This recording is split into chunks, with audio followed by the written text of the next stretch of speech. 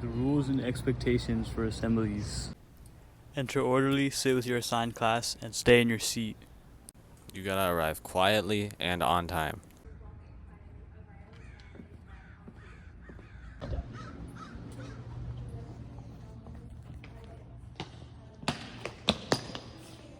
Oh, what's good? What's good?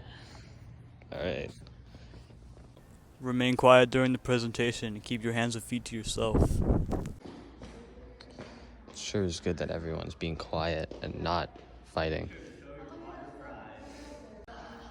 Fool, what you want? What you say to me, fool? What do you mean? Don't mess with me, fool. Be an attentive audience and understand that performers may make mistakes. Treat presenters and performers as guests. Hello, Potter Brain. What the hell? Look at these nerds. Boo! Yeah.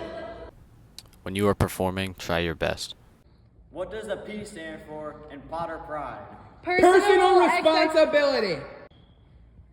What state do we live in? I don't know.